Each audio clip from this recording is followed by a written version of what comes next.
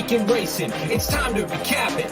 And who better to do it than Michael and Magic? Two bros/pros who cover the highs and lows of racing around the globe on every one of the shows. Real fans look forward to these guys and their last stunts, cause they know they're not talking out of their royal ascot. What they say makes sense. So ladies and gents, sit back and relax as Blinkers Off presents The Magic Mike Show, where you hear the experts speak. The Magic Mike Show. Tune into the show every week. The Magic Mike Show. You can trust the show is the bomb because it's being brought to you by RacingDudes.com. What's up, everybody? I'm Magic, holding down the fort of the Magic Mike Show. Mike is in Vegas for NHC. This is the Magic Mike Show, episode 343, and I'm not going to waste any time. I immediately want to introduce our special guest handicapper over here. This is a man who I've been very excited to have on the show for a long time. Everyone, not just myself, everyone with the Racing Dudes team, we're all big fans of his work. He's a guy who his closet is organized by the 3 S's, which is shirts, shorts, and sandals. He's like the king of horse racing Twitter memes, and he's a hell of a sharp handicapper to boot. Welcome to the show, Barry the Sniper Spears. Barry, good to have you on, buddy. Hey, thanks a lot. It's good to be here. You know, big weekend of racing, and you see, I kind of wanted to give you a shout out with the Orlando Magic, since you are the Magic Man. I love it. that's what the hat is for. I appreciate that. Well, not just that, but you're a Florida resident. How close do you actually live to Gulfstream, and how often do you get to go on a normal non-COVID time? I'm about 3 hours away. I live in Daytona Beach. Okay. So it's about 3 hours, 3.5 hours. I make the trip quite a bit. This is actually going to be my second time this year. I was there for Claiming Crown opening weekend. But yeah, it's a decent trip. It's real simple, you know. Driving in Florida is a little bit than driving anywhere else for some reason. I don't know why. When I lived in Massachusetts, it was like you go 20 minutes and it used to like pull your hair out, but here 3 hours is nothing. I lived in I did an internship at Disney World a long time ago, okay. I used to drive from Orlando to Palm Beach, where I had family in Palm Beach. So yeah, driving, you just get on the road and it's just wide open, and as long as there's not rain, it's pretty good. Yeah, it's pretty sweet. So we're going to be looking at the late pick four. It's an all-stakes late pick four on the Pegasus World Cup card. It's all 3 Pegasus races plus the Fred Hooper. So I'm very excited to have Barry on because, as I said in the opener, he is a very sharp handicapper, and he sent me his pick 4 ticket, and we've got a lot of different opinions in a couple of races, so it's going to be a lot of fun to pick your brain and hear your handicapping thoughts. But before we get into it, you know how this works. What's the best thing you saw this week, Barry? I don't know if anybody out there follows me on Instagram or on my Facebook page. I put up a video of, I'm kind of a retro gamer. So, I just got one of those little arcade 1-up machines for my daughter for Christmas. And there was a video that I saw. It was basically, if anyone knows Street Fighter, there's a character on the game called Zangief. He's like a huge guy with a mohawk. He's giant. They recreated Shaq when he dunked on Chris Dudley at the forum way back when, and he dunked on Guile, pushed him down, and then Guile comes back and does the sonic boom on him, and I thought it was pretty cool. It was like stop animation type thing. It was pretty sweet. I see it right here. I just Googled it on YouTube. Zangief posterizes Guile. Yeah. That'll be great. I'll have to check that out. When I tweeted or tweeted out earlier today about the show, you retweeted it, and true to form, you had a great GIF for it. But you used a wrestling GIF, and not just a wrestling one, but you used Cody Rhodes. And I don't know if that was accidental because you just typed in "Let's go" and that's what he was doing. But Cody Rhodes was actually putting on a show last night in the AEW. So I don't know. Are you a fan of the AEW wrestling at all? I tell this story a lot, and I'm not really a wrestling fan at all. But my wife, when we first got together, our first date was at an NXT match. I had tickets. I'm not a fan. She's not really a fan. And I was like, well, let's just go. And it's kind of stuck because there's some really strange relationship between horse racing and wrestling. There's a lot of people that follow horse racing that also follow wrestling really intently. So maybe I should get back into it or something, you know? Rated R Superstar, who just won the fifth season at Oaklawn, is the nickname of a wrestler named The Edge. Yeah, there's a pretty big crossover for it. But anyway, Cody Rhodes last night in the opening event, it was one of those double ladder ones where they have to go 20 feet up on these ladders. 2 ladders, and I lost count 3 or 4 times. He and the guy he was facing would literally like jump from one, catch the other midair, and flip out or roll out and just straight down on the mat. I know the story. How did they not get hurt? How did they not die? Yeah. I mean, broken necks, broken. I saw a guy badly dislocate his elbow, and when I saw it happen live on air, I almost fainted because I thought that surely they got to amputate that arm now. Nope, he's fine. He's already wrestling again. So it was great to watch the AEW thing for a lot of reasons. If you guys watch the Dudes Who Bet Sports, it was on earlier this morning with Aaron and Papa Dude. Aaron talked all about the other thing that was great, so go check that out. But Barry's not a wrestling fan, so it was I got my question answered on that one. It was just happened to be a good GIF for it. So this is not a wrestling podcast. Anyways, let's get the hell out of this. We're here to talk about horse racing. The late pick 4 at Gulfstream Park on Saturday. Late pick 4, all the Pegasus races. You ready for it, Barry? I'm ready. Rise up.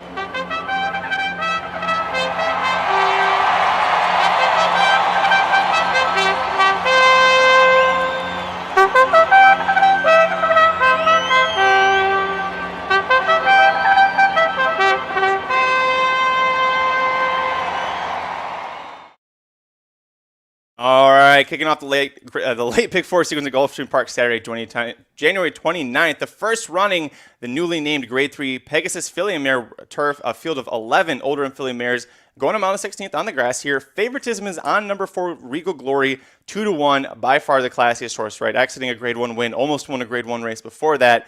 Jose Ortiz, 11 mounts for her, 6 wins, 4 seconds. Kind of a good record there. All that to say, did you use her on top? No. Where'd you go on? Who did you use on top here, Barry? I use Lady Spite Spear. I took a real long look at this horse in each one of her races.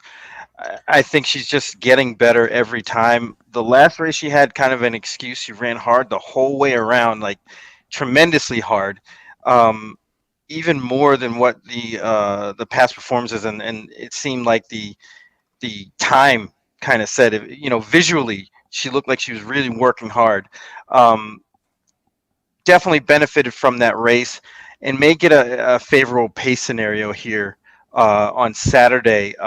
There's kind of some speed in here, so I don't think there's going to be a whole lot of clamoring for the lead, and I think she might end up getting kind of a soft trip, and that'll end up helping her in the end. So I went 6 deep in this race. I went pretty deep in the turf races because I was pretty thought they were pretty wide open. I did use her. She was one of the last ones on, and I really didn't know what to do with that Tropical Oaks race because she was running well, and then she blew the turn. She was kind of a maximum security in the Derby on the turn, and then just was erratic all over the place. And on the one hand, Barry, I'm like, all right, if she just runs straight. And Emma Wilson was trying. If she just runs straight, she wins that. But at the same time, is she going to do this again where now she's facing older horses, heavier competition here? I used her, but it wasn't a strong opinion. Were you concerned at all about that with her erratic running style in the Tropical Park Oaks? Sure, when you see something like that happens. But she's lightly raced. She's only got, this will be her 6th race. So she's a winner. That's what I appreciate about her. She likes to win. She knows how to win. And I think this is a field that she can handle. There's not really too much greatness in this field, so maybe she can show that she can be great. One horse that's actually the only horse in this field. I'm looking at both of our tickets here. It's the only one that we agreed on. But at least it was your top pick. So usually if I have a guest on and their top pick I didn't even use, I'm like, either I picked a bad guest or much more likely I really screwed this one up here. So I'm glad to hear that you like that one. I'm going to tell you my top one, and that is Sweet Melania on the rail at 5-1. When going into the Suwannee River, Mike and I previewed that sequence on Magic Mike Show, the later half of that card, and we had talked about Sweet Melania, and I talked about how much I liked her in that race. She ends up winning, and I said afterwards, I was like, she is my pick right now, Pegasus Filly Mare Turf. I'm going to stick with her. I wish Velasquez was here because Velasquez, to me, is who unlocked what her new riding style is, which is to sit just off a pace. But Saez can do it, right? She's going to break from the rail. She shouldn't have any issue with a lot of horses, forcing her out wide or pushing her back. So I really do love this horse. I think she's improving at the right time. And you didn't use her, so tell me why you're just completely off Sweet Melania right here. All right, I'll give you my somewhat reasoning. So her last race, her buyer speed figure jumped up 9 points from her previous top. That was the first start off a layoff of about 2 months, actually a little bit over 2 months, 2 months and a couple days. And I think she's a big time bounce candidate. I think the next one is the race for her, not this one. Now, mind you, I mean, I could be totally wrong and miss, and she runs lights out. I mean, it's definitely possible, but I'm willing to gamble that she may bounce this time and not run such a good race and regress off of that really nice effort she had in the Swanee River. And it was fantastic, but you bring a good point. Yeah, the career best, 88, 89, you see that 97. You gotta try and figure out. You gotta play one way or the other. Is she gonna bounce or say? So that's where Barry's going. Let me know where you're going with your next pick here, because you went 4 deep. So who's the next one you want to talk about? Wakanaka, the Italian horse. I watched their last race over at the 1,000, the Italian 1,000 Guineas. I watched it a few times, and I was really impressed. She kind of did it easy, kind of eased up at the wire, kind of sat a little bit back, kind of eased out and ran them down and was eased late. And she seems to be improving. I mean, she could be any kind. She could absolutely destroy this field, possibly. It's just one of those things. It's like a feast or famine. I had to throw this horse in because I think she might be a price or a decent price. I couldn't leave a mystery horse like this out and have him beat me have her beat me at a big price. You are going to get a price that, or at least the morning line suggests you're going to get 12-1. It's interesting because she's raced exclusively in Italy. She's Irish bred. But then you're getting the Italian stallion Umberto Rispoli in from California for other mounts, but he picks up the there's one Italian horse and you put Rispoli on it. I don't know. He would know Diego Dittori better than you and I probably do. So maybe he knows something's up with this horse. I didn't use her because I'm like, is an Italian horse going to really come over here and beat all of these horses in the Pegasus? I mean, I know that our horses compared to European turf horses aren't that great, but that's like, I mean, they might as well be coming from Chile, Argentina, Venezuela, and just, killing us on the turf. Yeah, to me, this is like now or never with this horse. So if she's ever going to win, it's going to be that day. And then if not, I'll be willing to throw in a ticket just for that reason. Let's keep rolling down the list here, because I know the last horse that you used, we've talked about a couple of them so far. Giftless, the 5 horse, I didn't end up using, and I went back and forth on her with going 6 deep especially. I didn't use her, but tell me why Giftless is on your ticket. I really thought she ran well since coming over from Great Britain. She. That race she ran against Jouster was very, very good, who was another Pletcher horse. And she kind of progressed from there, just thumped the field over at Churchill, and then ran into Conlima, who got a favorable setup, and I thought the pace was really slow, and she closed into that slow pace, which was really impressive. But, the downside, she hasn't been out since June. And another point for her is that workout she had on January 14th was pretty solid, and it kind of came out of nowhere. So I'm thinking she might be okay for this. And that work is a big reason why I was like, God, should I use her? And what Barry's talking about, if you don't have the PPs in front of you, is there is a 5 furlong work on the turf at Prairie Meadows, 57-1. If you do that on dirt at Prairie Meadows, people are calling you, if you're 3 years old, you're the Derby winner. She did that on turf off the layoff. So the layoff is what scared me away, but man, that work says that she might be loaded for bear. So didn't use her, but good points for you. We'll keep going down the list here, because I did end up using not the 6, but my second choice in this race is the 7 Nicest, coming from California. And a couple of reasons for this. Number one is the trainer, Michael McCarthy. And you know this, Barry, because you play Gulfstream a lot, but He's shipped to Gulfstream in the last 5 years a total of 3 times in the past. 2021, he does it twice. CC wins the Princess Rooney, gets the berth of the Breeders' Cup Preliminary Sprint, wins that race. He brings Independence Hall, he wins, or he gets third, but you remember he had just lost the Malibu by 10 lengths, and people were like, why are you sending him to the Pegasus? You're an idiot. Well, he got third, so it ended up working out pretty well. And oh yeah, by the way, 2019 wins the Pegasus with City of Light. So my point is, McCarthy doesn't show up to Gulfstream unless he thinks he's got a horse that's going to win.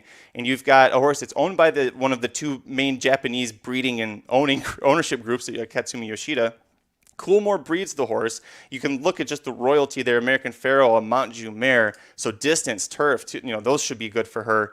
But if you scratch off the QE2 Cup because she was on yielding turf, and then the red carpet, she doesn't have pace to chase, and then she's on dirt in the American Oaks, she's finally getting the setup that they sent her to America for the very first time, which is a fast, firm turf course, 2 turns, and lots of speed to chase. So I think this sets up really well. I'm a little surprised that Reese Bully is in Florida and didn't ride this horse, even though he rode her 2 back. But, I mean, Gaffleone, he's kind of good at Gulfstream, so I'm going to go with her. But why did you not use this horse?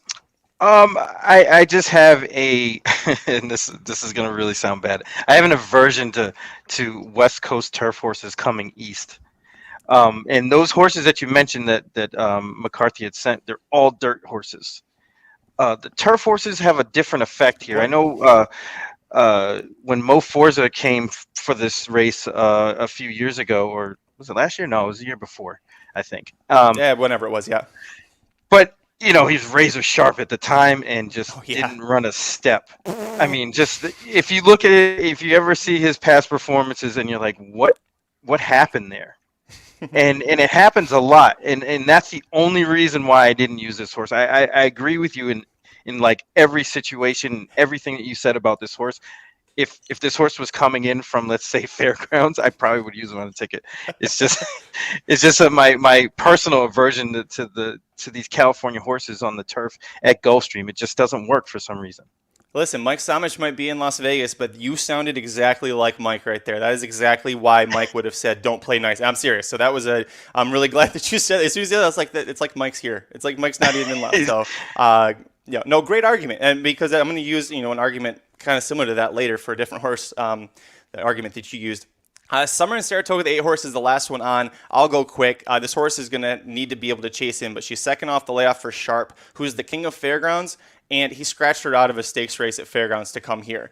He sees this as winnable. That tells me, maybe a little bit of blood in the water, 3 for 6 at the distance. I'm going to play her, but the buyer figures say that she's going to need a career best effort to pop, so that's why she's a little low there. I did use the 10 in a hurry for Shug McGahee. I thought that really her Swanee River was a good effort because she was the only one other than Sweet Milani who won to gain on Shifty She. If you remember, Shifty She was long gone early on the lead, almost holds on to win. 2 horses closed, the winner and this one. Shug, when he gets them good, he can keep them good. So I'm going to roll with her. We're going to get 12-1 on these horses that I'm talking about. So I'm willing to take some shots with them. But the fact that they're 25% together, Castellano and Shug, with a positive ROI, makes me take a chance here. So why I used In a Hurry, and then I'll turn it back to you because I was wrong. We did agree on one last one. The 11, Bipartisanship. It's all you, Barry. Yeah, I like horses like this. It's kind of a play where you can just throw down field because this race could go a lot of different ways. And if for whatever reason, let's say Lady Spitespear, and they just for some reason can't control Sweet Melania and she runs off like she did when she was younger, you could have a nice little speed duel here and it would set it up for a horse like Bipartisanship. So I was kind of trying to cover all my bases and threw this long shot in there. I do enjoy the improving speed figures like Steady. Mm-hmm. And ran a good race last time, and I don't see why she couldn't do it again if the setup is right. I agree with you.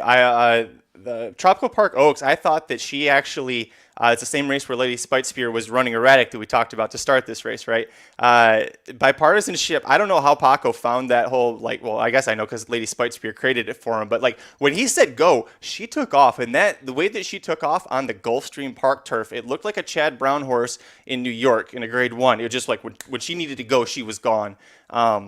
So I'm with you. I really like her in this spot. The post draw, concerning? Not really, right? Because she's going to be holding back Closer. there. Yeah, she's Perfect. a closer. So, yeah, I mean, Grim Motion is pretty, as good as it gets. Keeping horses in form over a period of time, and this one is just steadily improving. So, I had to throw her in there. Plus, wouldn't it be great with the week that we have with the Bob Baffert hearing if Graham Motion goes in there and wins on actual water, hay, and oats in a Grade 3? Be pretty nice. We'll move on to the second leg of the late pick 4 sequence at Gulfstream Park, the Grade 3 Fred Hooper Stakes. We've got 9 older males going a one-turn dirt mile in this event. And Todd Pletcher's got 2 in Liam and Fearless. You've also got the 2-1 favorite, the 8-horse Speaker's Corner. That's the favorite. And Barry, that's the one that you and I agree on. So I'll let you talk about why we're using Speaker's Corner. Speaker's Corner kind of could be a standout here and may in fact win easy. I know this looks like a prep for something over in Dubai for the race over in Dubai. That it could be that it is a Godolphin horse and every time this horse is out on the track she runs pretty good. The only time the only time he didn't really run well is going a mile and an eighth at Parks, which is kind of a quirky surface. So, I can forgive that effort because he bounced back and just kind of did his thing. Ran well in the Discovery. I just don't think this field is all that strong and could dominate this race. So that's where I'm at with that horse. So if you've watched the Magic Mike Show, all great points, by the way, thank you. If you watched the Magic Mike Show long enough, you know that last year during the Triple Crown season, Speaker's Corner's maiden special weight victory was a key race for several, like you go to Florida to Arkansas. So it was a shame that we didn't get to see him until August because what could have been. But then, boy, he comes back and he gets that 101 buyer. And then, sure, he runs into Hot Rod Charlie. Okay, we're going to forgive you for losing to him. Bounces right back against great competition or against lesser competition. So he's either facing elite horses or he's absolutely destroying middle of the road horses. And Miles D, who he just lost to in the Discovery, that horse, if he stays healthy, is going to be a great horse in New York for Chad Brown. It's a curling colt. So really talented horse to have lost to there. So I'm with you on that one. Here's where we diverge because Todd Pletcher's got 2. I'm using one and you're using the other. You're going to go with Fearless on the rail, who's the 5-2 second choice. I love this horse in the Harlan's Holiday Stakes. I thought he should have gone to the Pegasus. The problem is he's in the same barn as Life is Good. So if your thing is like, well, I thought he could be good in the Pegasus, so he's got to win this, I understand why you're playing him. Is that your reasoning? That's absolutely my reasoning.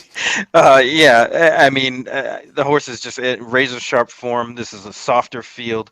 And really the only other horse besides Speaker's Corner he'll have to deal with is his own stablemate. But I just didn't like Liam all that much. So I figured that going with these top 2, the 1 and the 8 should be enough to get out of this race into the next one. I didn't use Fearless. I also went kind of chalky a little later. So I've been in love with Liam for a bit, but I'll touch on him. My concern with Fearless is the race 2 back. It was that $60,000 handicap that he was favored, and he lost to Girolamo's Attack, who's back in this race. It was the same setup, and the issue was he just not geared up? Was it that he doesn't like to run short at a mile? I don't know about that because he won the Gulfstream Park mile last year, so it shouldn't necessarily be that. I just think at this point, he's better suited for 2 turns, and I think that Speaker's Corner and Liam, he can't beat both of them. He can beat one of them, but because they're both in this race, I don't think he can beat both of them. Liam's my top listened to the Magic Mike Show, going into that race when he returned on December 15th, I was proclaiming that was going to be a prep for the Fred Hooper, and Mike laughed at me and told me I was crazy. Liam wins for fun, came on the show the next time, made Mike eat a giant bowl of crow. It's the one time I get to do it, so I got to take advantage of it. But I stick to my guns. I thought the way that he won that race was exactly what I wanted to see from him. Saez doesn't stay aboard. He goes to Fearless. It's a tiny bit concerning, but Irad's pretty damn good. I don't have any concerns with him. You could look at this and say, well, he needs a buyer speed figure. He needs to hit 101. That's a 15% improvement. His improvement from start 1 to start 2, 15%. His improvement from his maiden special weight win to the Oklahoma Derby, 15%. He's literally done that twice. So my answer when Mike Somich says, well, he can't do it. Yes, he can. He's done it twice. He'll do it a third time for me as my top pick at 5-1. Let's go. All right. I can't knock that. I mean, the one of the reasons why I shied away is I was kind of not sure why they put that horse in that $25,000 race. When if they knew that the horse, was a lot better than that, why they put him in for so cheap? But nothing happened. He didn't get claimed. I don't think he wasn't in for the claim. I don't believe. Right. But I guess it was just a really soft spot for him to come back and get his confidence up. So I just it just seems like those other two have a little bit more established form and a little bit more battle tested at this kind of level. I swear it sounds like Mike is still here. That's the exact same thing that Mike would have said in response. That's actually exactly what he did. Maybe say. I talked to Mike. See. Oh, okay. That's what it is. You got the 411. I should have called. He's in my ear. All right. He's in my ear. We'll ask him who he likes in the 8th at Remington. That's exactly what Mike had said about Liam and why he didn't like him in that race. He said you just wasted a whole a condition for a very small purse. It wasn't the championship meet yet, so it was back. The very small purse for him. My reply is, why does Todd Pletcher have Emmanuel go from Gulfstream maiden special weight win to a Tampa allowance where there's no money and no competition? An easy win, build that confidence. But again, you're saying that you like him and just was kind of splitting hairs here, so I don't have to try and convince you too much. We'll move on. We'll move back to the turf, third leg of the late pick 4 sequence. Another one we're going to go pretty deep here. This is the Grade 1 Pegasus World Cup turf. A field of a dozen males going a mile and 1/8 on the grass. Favoritism on the defending champion, Colonel Liam. We're getting 3-1 on him, but this is a horse that we haven't seen since June when he had his 4-race win streak very rudely snapped. I don't see him becoming the first 2-time winner of this race. I did not use him. Is he your top pick? No. Definitely not. All right. Where are you going on top then, buddy? This race gave me fits. I have, but I ended up going to number 2, Atone, as my top pick. I thought this horse ran an excellent race in the Fort Lauderdale. Kind of ran against the race flow because Doswell had his own way up front. I know there's no fractions or anything, but the final time suggests that it wasn't that quick. Is kind of like a dominating victory. And I just thought Atone is the now horse kind of. He's improving. And this will be the time because there's really not, this race is so weird because nobody really stands out. I mean, Colonel Liam, you can go back to his form from last year where he was, he got really good in a real short period of time, but then he disappears for months. So it's like, well, at least last year he had a race before the Turf Invitational, which this year he doesn't. I don't know how that's going to play out. So again, any kind of question mark with a favorite or someone that's going to get bet a lot, you don't have to convince me too much to leave him out. So that's why I ended up with Atone. I think he's going to be a good price, even if he gets bet a little bit, which I think he might. I don't think he's going to be 20-1, but he's not going to be, I wouldn't say I don't think he's going to be less than 10 at the worst. So this is my top pick as well. This is why I clapped. I do have bad news for you. This officially solidifies we're not getting anywhere close to 20-1 because you're high on him, I'm high on him, and I will tell you that in the inside track to the Pegasus World Cup wagering guide, which is available now at racenews.com, if you buy that and you look at the top 4 selections from all of the handicappers, you might see Atone's name at the top or very near the top of a lot of people's lists. So if you were hoping for 20-1, buy it offshore or don't cry on race day because you're not getting it. But you said every one of the points that I was going to make, other than I will argue, or I will say that his buyers have improved every start since Maker took over. And the one time that he ran a poor race, was worse than second in 5 starts, it's because he was running for the lead. And at the 16th pole, he got cut off and had to steady. So if you scratch that off when he probably would have won that race, he's 5-3-2 for Maker. So absolutely love that you're on with Atone. I really hate that we're not getting a price, but at this point, I'll just take a win. You know what? 20-1 in the multis looks a lot better. Maybe we can get closer to that. Let's talk about the 3 Flavius because this is a horse that you and I both used as well. For me, speaking of Mike Maker, this is a horse that, if you remember, was with Chad Brown. Juddmonte Farms owned him, bred him, and Chad just couldn't get this horse to pop in a graded stakes race, and he runs like a jackass sometimes. There's literally one person in the world who can take a turf horse from anyone or a dirt horse and make them a solid turf horse and get the absolute best out of them, and it's Mike Maker. Horse gets privately purchased after last season ends, and they can't get another greatest stakes win for him. I would love if Maker just I'll take him, pops him right in the Pegasus and wins. Like what? That was hard? Yeah, I mean, he's done it before. I think he Yes. did something similar. I want to say was it at Arlington Million? I don't know. Or one of those big races out on Arlington Million Day. He did it with a horse he just claimed and Zulu just Alpha, right? I think that's one of them, but there was another horse he did it with too, like a few years back. But I mean, he's a magician with all this stuff, Yeah. and no pun intended. But I just like this horse. I think this horse is tough. Obviously there's something that went awry in his last two starts. I mean, I can forgive any effort at Kentucky Downs. I can forgive because the course is just weird, and there's hills, and some horses just don't like it. Then he came back in the Artie Schiller, and even then, the Aqueduct course is okay. I mean, I think he'll like this South Florida move better, even though actually one of his better races was at Kentucky Downs. I don't know. It's just a little finicky. So I'm okay with that. And I think that he's going to be forwardly placed. He's going to be in a good spot from the three hole. So, I think if he gets his right race, he can win this. Perfectly said. Let's move to. I'm looking to see the next horse. Let me take a see. No, I think we're going to split off from here. But let's keep going in order here. Actually, you know what? Before we disappear, my top picks here is Space Traveler on the rail. So we'll talk about him before he disappears off screen. I love that Jamie Spencer's coming over to ride this horse. And you say, well, he's coming over to ride two horses. No, he's coming to ride Space Traveler. And what happened is Jamie Spencer's agent called and he said, Jack Sisterson, can we ride Flying Scotsman for you in earlier on the card? And Jack says, yeah, that's great. Just curious, why did you want to do that?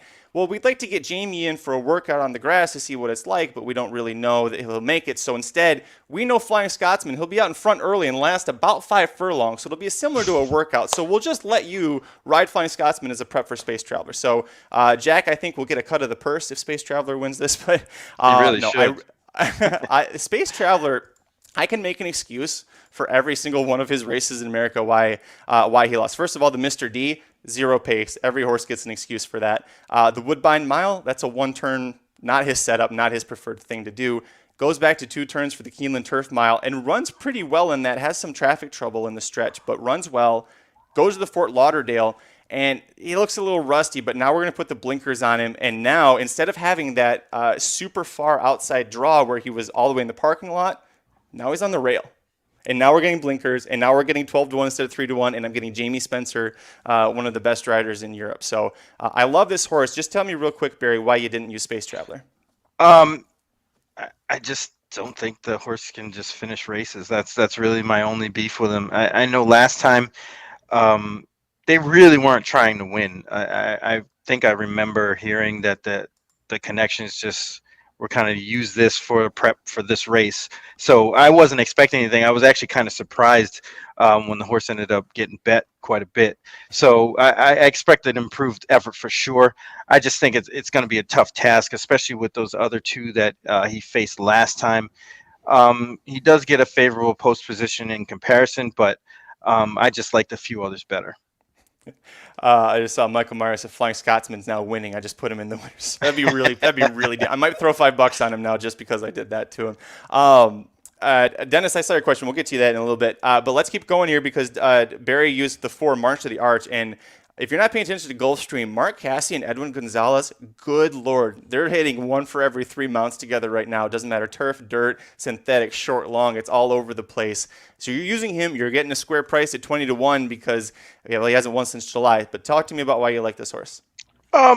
Again, this race is totally wide open. This horse has some back class and some races to go to as far as, a top performance that could actually win this race. So, things in this race could get really, really weird, wacky, whatever, adjective you want to throw in there. and I can see a scenario or 2 or 3 that March the Arch could pick up the pieces and win this race. I mean, this by far in this sequence is the most wide open race, I thought. So that's why I basically used March to the Arch. I think this is another one that's going to be a price, and it wouldn't surprise me. I'm just kind of trying to throw one downfield because we can't have all chalk come through and it just ruin my whole day. If chalk comes, if we get chalk through all these four, you can freaking have it. That's not even. Yeah, I I haven't don't been want this it. excited about a card since the Breeders' Cup. If it comes in all chalk, you can keep it and go pound the Gulfstream sand. But you were talking about something. And this is why I want to get back to Dennis's question here, mid race. Is how deep do you need to go through this race in order to feel safe getting into the Pegasus? And my answer is really deep. Barry and I are both going 5 deep in a 12-horse field.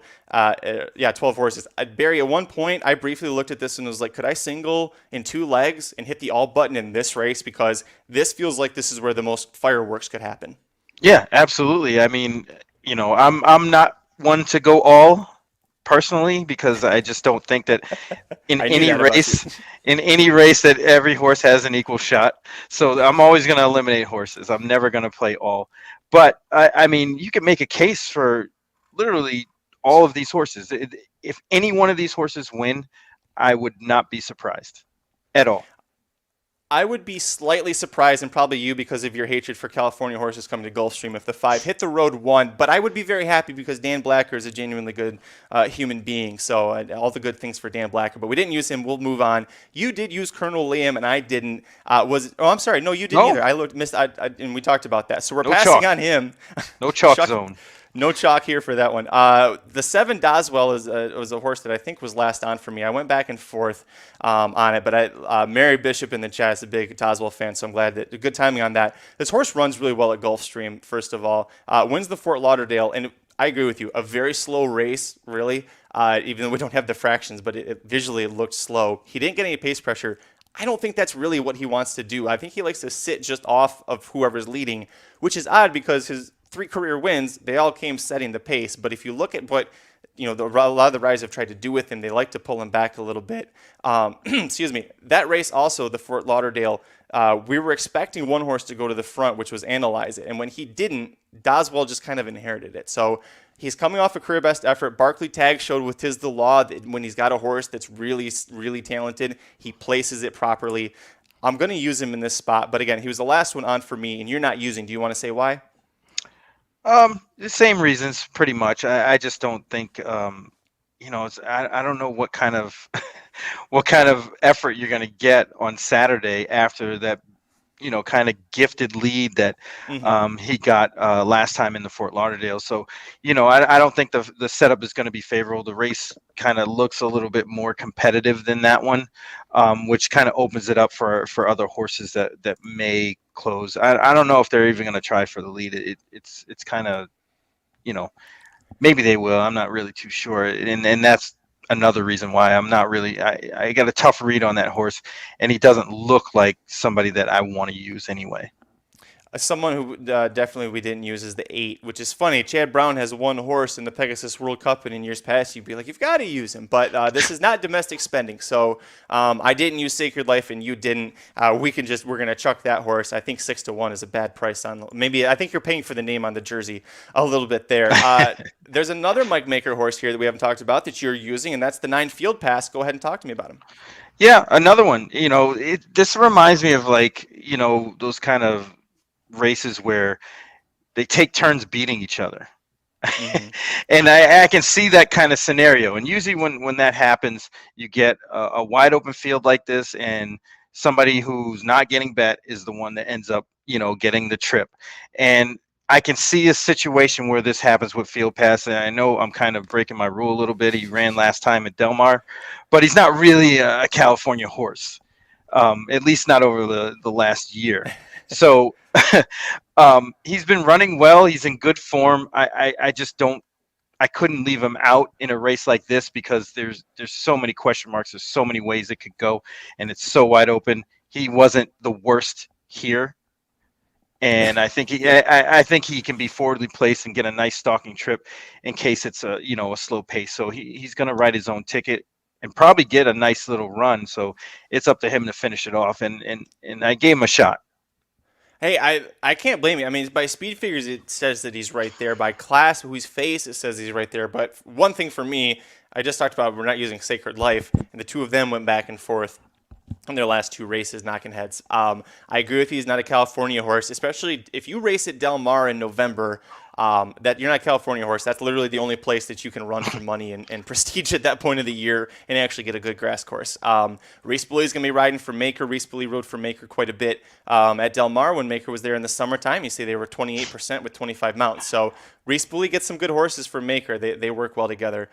Didn't use, but I am a little worried about the horse, especially because I'm using the other 2 Makers. I might need to revisit this strat. Nope, never mind. I changed my mind. Yeah, we're changed my mind on that one. The last horse for you that you used, I believe, was the 10, correct? Channel Cat for, well, I made fun of him earlier, but I do love Jack Sisterson. Talk about Channel Cat. Oh, my heart. I like Channel Cat. Obviously he's not my top pick in here, but the horse is tough. I mean, again, this is one of those things where I may have been overthinking it a little bit. But there is a situation where this horse gets a lead. Mm-hmm. I honestly think he might be a little bit quicker than Doswell, even if Doswell tries to go for the lead. Again, you're getting top jockey on this horse who, it's kind of strange that he lands here on this horse in this race. But yeah, I mean, you dial up his win back in May. He was tough as nails on the lead, and I don't see why he couldn't merit a shot here. I couldn't leave him out at a decent price. Again, I'm trying to fish for prices here because I don't like the favorites at all. This is what caught my attention with Channel Cat. Joe L. Rosario. There's 12 horses, and you're telling me that the best finisher in the sport couldn't have picked almost any horse in this race, and he went with Channel Cat, who usually not like I'm with you, Barry. He's usually up front running, and they're taking the blinkers off that he had on the Red Smith that almost led to him winning. So that's pretty intriguing to me. I also am a big proponent of Jack Sisterson on big days when he enters a horse in a Grade 1, and you look at it and go, I don't really get why that horse is here. That's when you get a bon raison that goes on and just destroys it blows up everything that you had going in the toboggan. So not going to knock you for it, and definitely not going to knock you for using Sisterson. Neither of us used the 11 cross border, which is the other Maker in this race. Raylu Gutierrez hops aboard. Horse has talent, but is 0 for 4 on the Gulfstream Park turf. So I think he's a cut below, but Maker's got half the good horses in here. So if you used him, I don't blame you. I went with the 12, Never Surprised, because I'm going to know, Barry, in like 5 seconds if this horse has any shot of winning, because he's parked in the parking lot, and it's a quick run to that turn, right?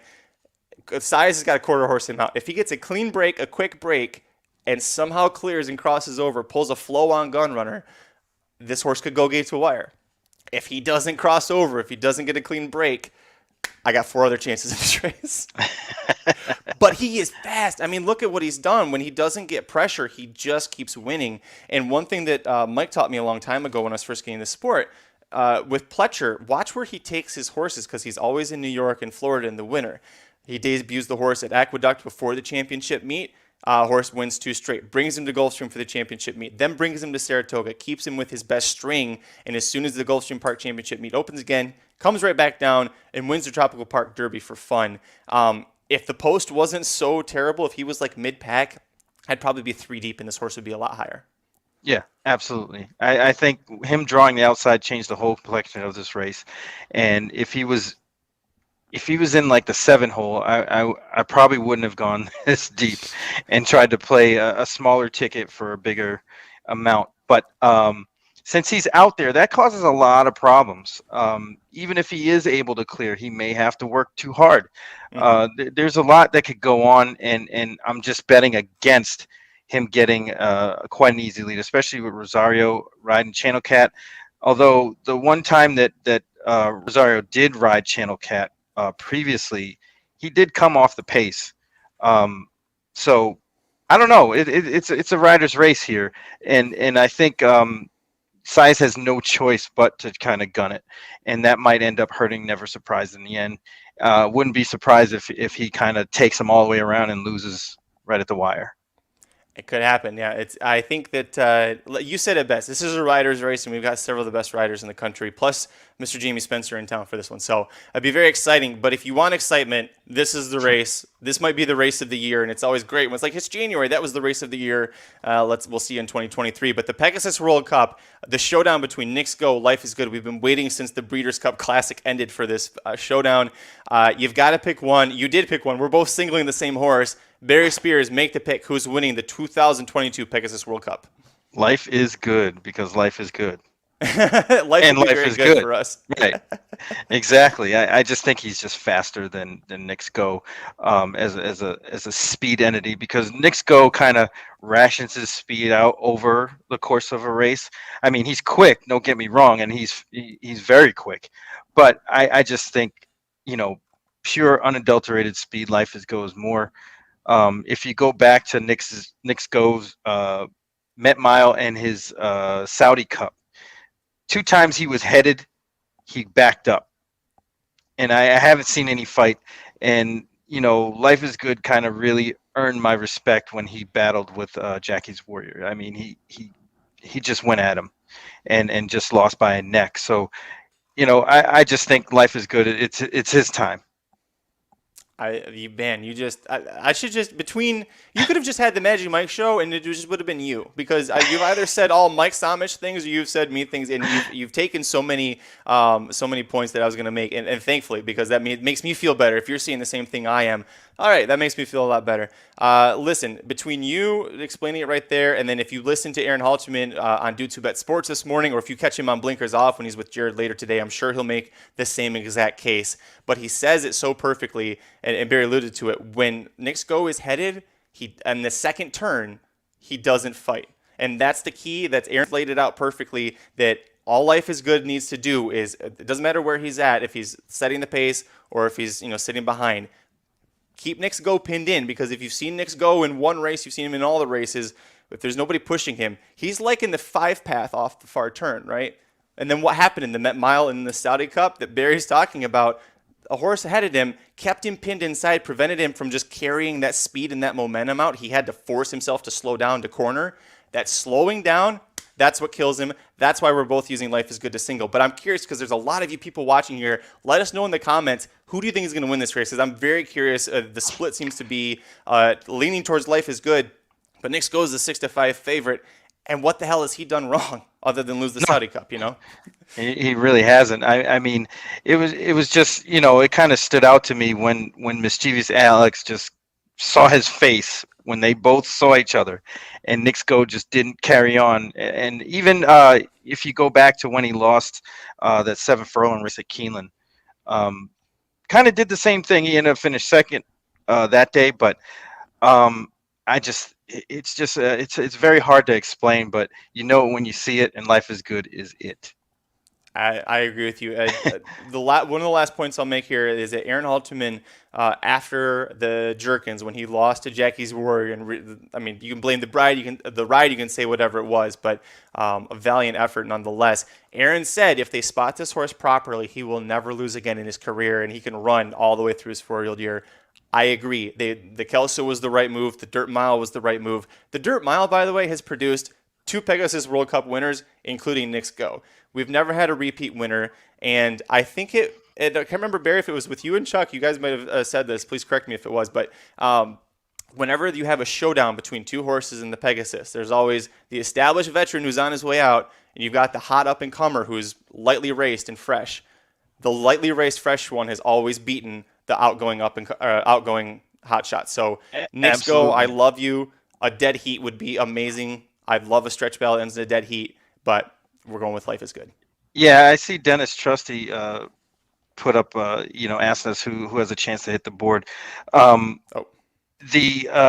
horses that I kind of like underneath, and I may even get a little crazy and try to get Knicks Go out of second. And the horses that kind of do it for me here would be Title Ready and the longest shot on the board, Commandeer. I think there's a little bit of upside there on that horse to pick up pieces, and if Knicks Go just says, you know what, I had enough, it's over, maybe somebody can pick him up for second. I don't know. It's very tough read. I wouldn't bet the farm on it by any means, but there is a possibility.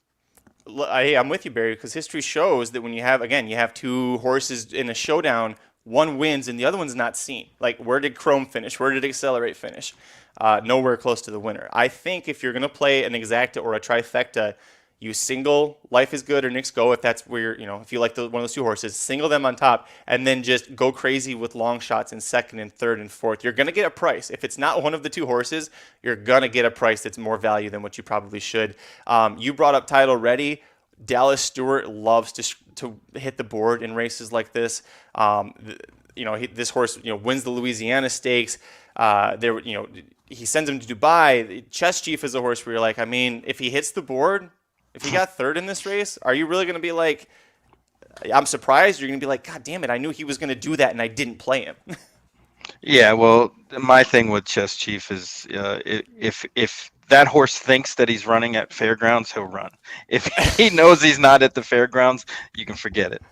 I should have gone back to Title Ready because I was thinking more him when I said that last thing. Yeah, Chess Chief, 5 career wins, 0 away from fairgrounds, and yet he scratched out of the race last weekend at the Louisiana Stakes. He's like, Mandaloon or Life is Good and Knicks Go. I'm going to face those. Okay, Dallas. Well, I guess, he finishes third. It's a $300,000 payday, so. That's true. Yeah. Let's see if you guys have been great in the chat. We see Steve says endorsed. By the way, Steve was giving you a thanks earlier. I don't know if you saw it, Barry, but he was thanking you for your dunk compilation that you posted. Michael Myers says Stiletto Boy. I know Stiletto Boy is a popular one. If you know of Dan, Wise Dan, my good the friend that got me into horse racing, he said that Chess Chief is winning, so Chess Chief will probably not finish the race. Sorry. Yeah. Let me ask you this: is it a terrible idea if you had strong opinions earlier, but you really can't decide between Life is Good and Knicks Go? What if you just use both of these to end the pick 4? You're like, one of the two is going to win. I don't know who it is. Is that a terrible move to use 2 heavy chalk like that? No, not at all. I thought about it, when I was, kind of putting the ticket together. I was thinking about just singling in the second leg there and taking out that Pletcher horse for the Godolphin one, and then using both Life is Good and Knicks Go in the last. But it's, if you can find a way to kind of, make it skinnier, even if this ticket that I gave is $20. If you add Knicks Go to it, it's $40. It's not that big of an investment. So, you just got to hope that it gets a little wacky in the first race and the third race. One horse I'll ask you about, and then if we can get out of here. A horse that I actually thought would be your answer to who most likely to hit the board. The 6 horse, Sir Winston. I thought you were hyping him up with Chuck on your last podcast. I thought that you would be all over Sir Winston hitting the board. The Belmont Stakes winner, Mark Cassey now putting Edwin Gonzalez aboard. This horse, in all seriousness, I've seen everybody thinking that this is who's going to hit the board, is a lock to get, he's going to get second. Some people have him as the upset win pick in this race. Does this feel like the wise guy horse is going to be like 6th now? I hope so, because that'll just, make all the other horses bigger prices. Because, the only win of note for this horse, he beat Tacitus, who can't beat anybody. So, yes. That was in June of 2019. He hasn't done anything since. He doesn't merit any respect from me in this race, unfortunately. He just doesn't fit. He's 12-1 on the line, which is fine with me because that just kind of makes other horses bigger prices. I just love that you jumped in with the Tacitus hate. You brought it full circle. Earlier, we started the show with you were a lot like Mike. You ended the show kind of sounding like me, and then here that was a Magic and Mike thing, hating on Tacitus. That's really what everybody's here for. We just love the Tacitus slander on the Magic Mike show. But Barry and I both going to single Life is Good in the Pegasus World Cup. That's going to do it for this episode of the Magic Mike Show. Thanks for joining Barry Spears, my special guest, to go through the late pick 4 at Gulfstream Park on Saturday, January 29th. It's the all graded stakes pick 4 sequence. We've got the inside track wagering guide to the Pegasus World Cup. If you want everybody's analysis from the Racing Dudes team, go to racingdudes.com and check that out. If you're watching us live or the replay on YouTube or Facebook, thanks so much for joining us. Give us a like, a thumbs up, subscribe to the YouTube channel if you haven't already, because we've got a ton of content that we're now putting out in video form. We're going to give you our tickets one last time. It's going to be down below on the ticker. I'll start off with mine. I'm going to go 1, 3, 7, 8, 10, 11 with 4, 6, 8 with 1, 2, 3, 7, 12. Singling the 4, that is a $45 ticket for 50 cents. Barry, please give me yours. Let me just pull it up just to make sure. So in leg 1, I have the 2, 3, 5, and 11. Leg 2, 1 and 8. Leg 3, 2, 3, 4, 9, and 10, and Life is Good numero 4 in the end to take it. Perfect. And like Barry had said right at the end of our Pegasus talk there, if you are wanting to play, Life is Good with Knicks Go, but you like everything else at Barry's ticket, it's still a $40 ticket. It's still pretty affordable. So if you have strong opinions, there is some chalk here. If you really want to press it, by all means, go for it. Barry, thank you so much for joining me. I was extremely excited about this, about you coming on. As soon as I realized Mike was going to be in Vegas, I'm like, I'm finally going to ask Barry. I hope he's available, so I'm really happy it worked out. I want to turn it over to you before we go. Just talk to us about Going in Circles, a podcast you do with Chuck Simon, and anything else that you want to promote, including your Twitter and Instagram handles. Oh yeah, I'm always on social media. I do the Big Monday show with Chuck Simon on the Going in Circles podcast. We do a lot of things. We're starting to do some more stuff. We got some videos coming out. But yeah, we talk kind of a real raw take on the sport and trying to improve it and get everything out there so we can, discuss it like, two guys just hanging out at the track. You can catch me all day, every day on Twitter at Urban Handicapper, URBN Handicapper.